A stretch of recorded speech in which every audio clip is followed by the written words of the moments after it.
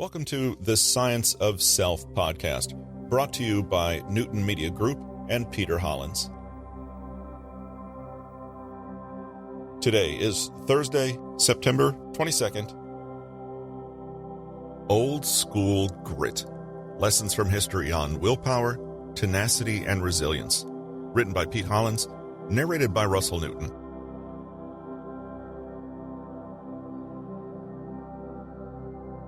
Today, Galileo Galilei has become something of a secular martyr for science due to his moral stance in the face of persecution. But in his time, Galileo faced unthinkable condemnation and adversity. We've considered several inspiring achievements and the exemplary men behind them. But in this chapter, we'll take a look at a personal battle so epic it has arguably not been matched ever since. The story begins around 1609, when Italian polymath, i.e. master at physics, mathematics, astronomy, and engineering, Galileo Galilei became interested in special optical instruments and lenses that allowed for magnified vision. After hearing about some work done in Holland, he went to work creating his own rudimentary microscope that could magnify an image 30 times. He also used what he learned to create a telescope that allowed him to look far out into the heavens and observe the planets and stars. In time, Galileo made astonishing discoveries. He saw ridges and valleys on the surface of the moon and stars that were not visible to the naked eye. He realized that the Milky Way was actually comprised of stars, Jupiter had 4 moons, and he began to learn new and interesting things about the way the planets, including Earth, moved through space. At this point in history, a few other scientists had made similar observations, but it was Galileo who was beginning to put the pieces together and see what all this data implied. At the time, using an instrument that allowed for observation beyond the limits of the human senses was groundbreaking enough. But Galileo's observations eventually led him to conclusions that would not only turn his life upside down, but completely rock the foundations that his world had been built on. By 1633, Galileo had been persecuted for his contributions to the theory of heliocentrism, i.e., the scientific model that places the sun at the center of the solar system, with the other planets orbiting around it. But let's rewind to 1610, when, inspired by his observations and experiments, he was moved to publish a work called Sidereus Nuncius, translated as Starry Messenger. In this work, he supported the 1543 work by astronomer Nicholas Copernicus, De Revolutionibus Orbium Coelestium. To understand what happened next, we need to appreciate that Galileo was not just making scientific claims. He was challenging the conception of what lay at the center of the universe, literally. This was an epic battle between religious dogma and the emerging discoveries of the growing science of astronomy. The Catholic Church held that the earth was at the center of creation, and according to Scripture, if undermined, would seriously threaten their ideological dominance.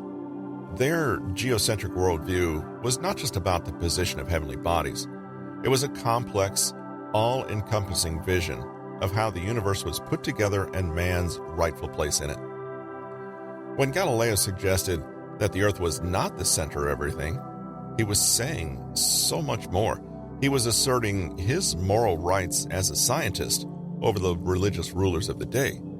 He was directly challenging biblical scripture, and he was suggesting something even more frightening, that man was actually nothing special in the grand scheme of things, and that in a complex universe, man was perhaps less significant than he would have liked. Consider, for example, that the church would have taught the story contained in Joshua 10, 12, and 13, where God is said to have stopped the motion of the sun so as to lengthen daylight hours and help Joshua lead the Israelites to victory before it grew dark. If Galileo was claiming that this didn't make any sense, and that it is in fact the earth that's moving, not the sun, then he would have been implying that the Bible was an unreliable source, or even worse, God himself or his emissaries had lied, misrepresented the truth, or simply not known themselves. Rather than concede the unthinkable, the Church announced that Galileo was not only a fraud, but a danger to society. His work was formally declared heresy by the Church. Through the period between 1610 to his death in 1642, controversy found Galileo and never left him.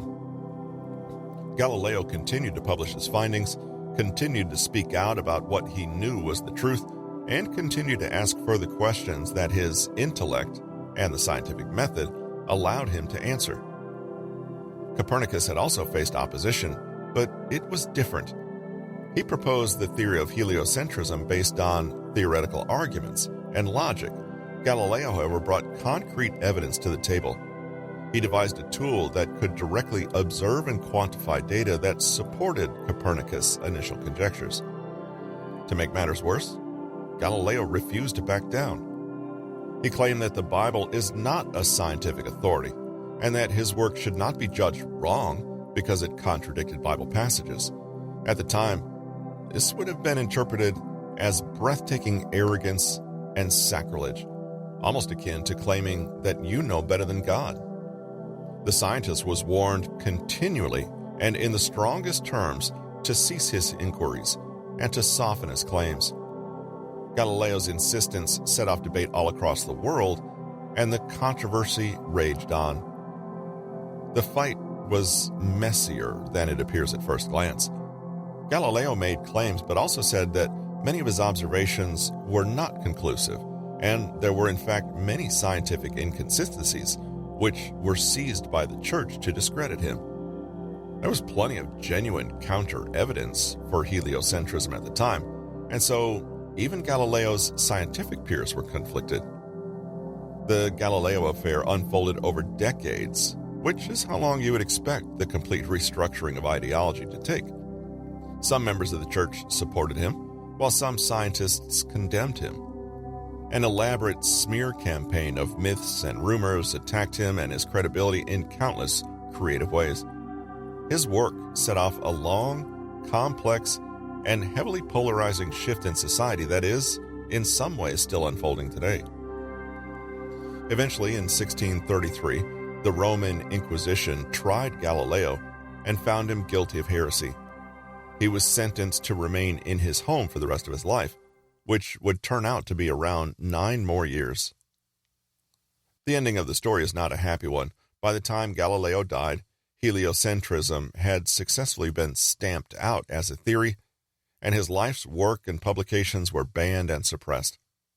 There was immense social pressure not to defend this view or even to acknowledge it.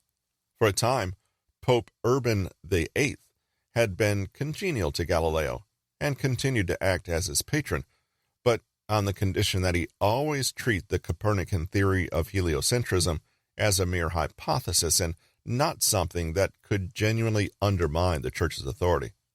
Naturally, this is not how science works, and in 1632, a year before he was tried and condemned, the Pope severed his patronage officially. It's important to note that Galileo essentially did not triumph in his lifetime. He didn't make some suitably compelling argument and best his enemies. But perhaps this is what makes his quiet determination all the more valuable. He held to it anyway. He fought bravely against ignorance and pressure, but did eventually capitulate and recant his claims. Historians now know that Galileo suffered immensely at the hands of his persecutors, who worked diligently to unravel and discredit everything he was trying so hard to create. Today, people marvel at cancel culture and how easy it is to derail a person's entire career for saying the wrong thing. But this is just the tiniest fraction of what Galileo faced.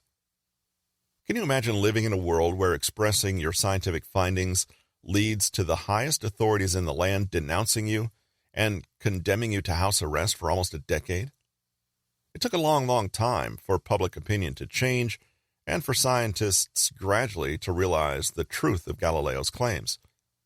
This shift took place slowly, as more and more data lent support to the only credible conclusion: the Earth really did move around the sun, and many of the dozens of other claims Galileo had made had scientific value.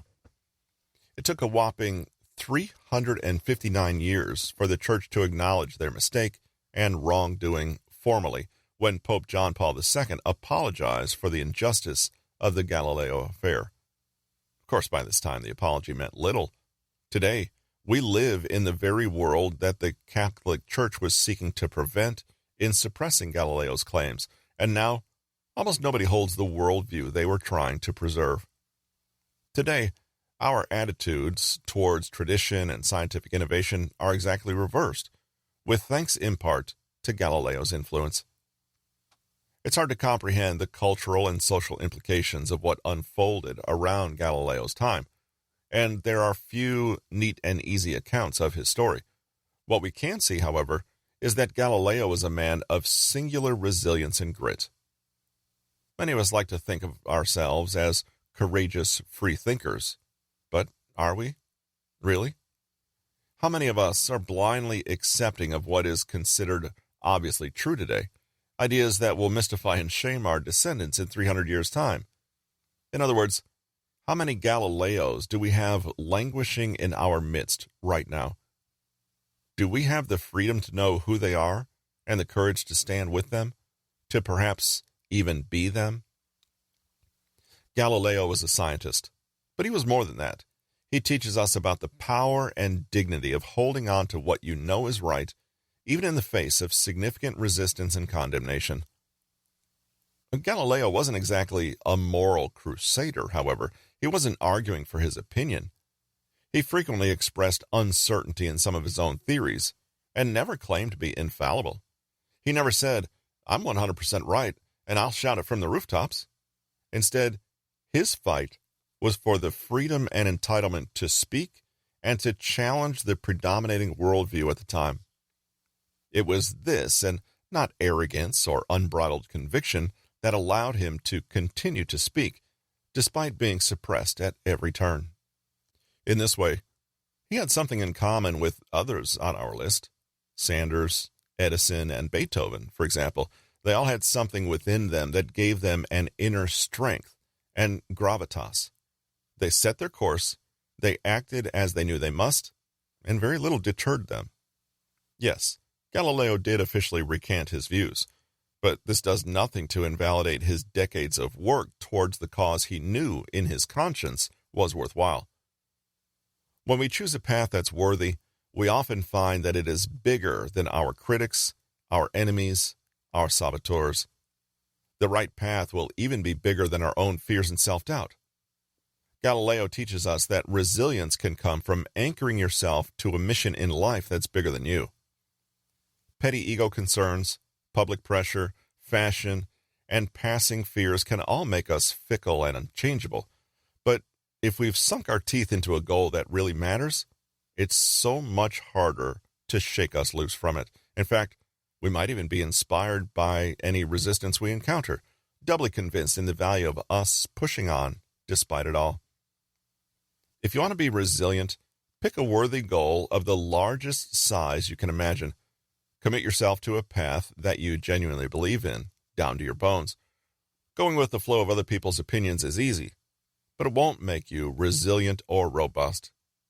Being an authentic individual with your own moral and intellectual code is less easy, but it will fortify you and make any setback easier to endure. Today, many people assume the story of Galileo is a simple one about science versus religion, but it's more than that.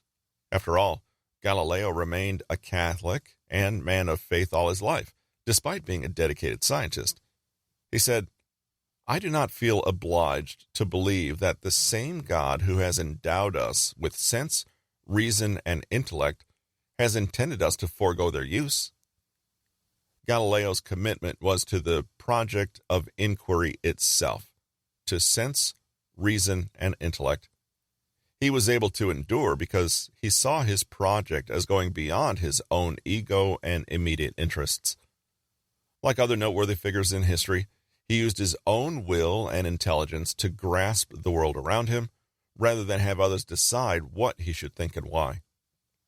Galileo was able to speak against the church because he served something bigger than it. Is there something in your life that you serve that's bigger than the political and historical period you inhabit? Philosophy, nature, is written in that great book whichever is before your eyes. I mean, the universe. But we cannot understand it if we do not first learn the language and grasp the symbols in which it is written. If you are, like Galileo was, busy with the work of reading the great book of the universe, then, of course, you are resilient. What could the petty squabbling and criticisms from others matter to you then? Real-world example. Marilyn Vos Savant was a real-life genius and prodigy who held the Guinness World Record for the highest IQ. She penned a famous magazine column called Ask Marilyn, in which she answered readers' tricky questions. One day, Marilyn was asked about the notoriously thorny Monty Hall problem, which was a probability puzzle that had stumped mathematicians for years. Marilyn gave her answer. What followed was relentless criticism and mockery from all corners of academia. Learned people flocked to call her an idiot for not arriving at the then popular interpretation, and she received thousands of letters saying the same thing: she was wrong. It turns out that Marilyn was right. After years of name-calling, misogyny, and academic persecution, it gradually became clear that Marilyn had simply seen beyond the problem and solved it more elegantly than her persecutors could understand at the time. Fortunately for Marilyn, though, some of her fiercest critics did apologize, and she was vindicated. Galileo Galilei's lessons. Be true to yourself. Have faith in your own judgment and stick to your firmly held convictions, even if you have to do so alone. This will imbue you with enormous courage and resilience in the face of challenges, because you will believe in yourself. Be humble. Use your intellect and your reason to the best of your ability, but always be willing to learn more. Don't boast about your conclusions, but allow them to guide your convictions quietly from within. If you're lost, stay curious and return to the faculties that you're blessed with. Keep asking questions and be brave enough to discover the answers. Realize that, sadly, you'll not always be rewarded for your diligence and persistence. Instead, seek to find meaning and purpose in your work, whatever it is, so that it inspires you even if nobody else recognizes its value. Then, you'll have tapped a well of strength that very few will be able to match.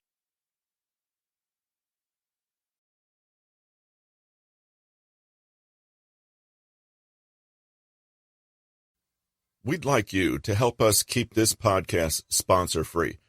Please take a moment in your podcast provider to subscribe to the podcast, leave a rating and a review, and share an episode or the podcast itself with a friend.